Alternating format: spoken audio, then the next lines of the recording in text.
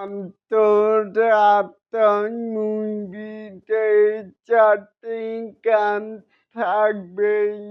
একটি তো টাইটেল গান যেটা কিনা আজই তরফ করা হলো।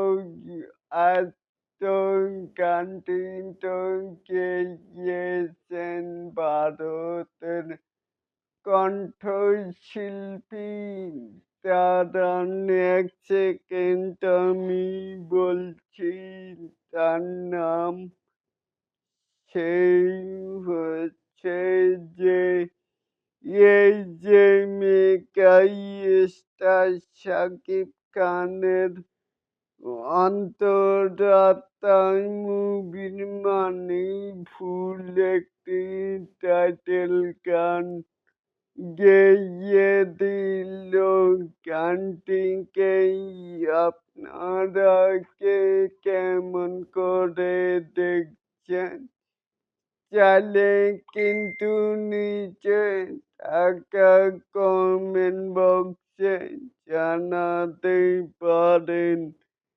আর যে ৩টি গানের মধ্যেই একটি গান বোধহয় ফ্যামিলি ড্রামার ভিতরে পড়বে, আরেকটি হতেই পারে সাকিব অ্যান্ড দর্শনার বণিকের রোমান্টিক গান, আরও একটি হতেই পারে যেটি কিনা আইটেম গান। তাহলে কি বুঝলেন?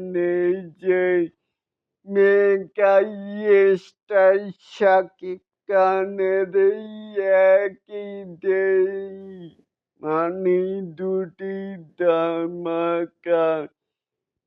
এটাকেই আপনারা কে কেমন করে দেখছেন? অ্যান্ড চাইলে কিন্তু নিচে থাকা কমেন্ট বক্সে জানাতেই পারেন।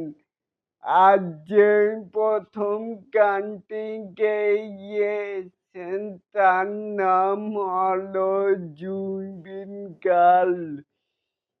সে কিনা শাকিব খানের এই অন্তরাত্মা মুভিতে টাইটেল গানটি গেয়েছেন। তাহলে কেমন লাগলো? অবশ্যই কিন্তু চ্যানেলটিকে সাবস্ক্রাইব করবেন অ্যান্ড বেল বাটনটিকে বাজিয়ে দিবেন। আল্লাহ হাফেজ।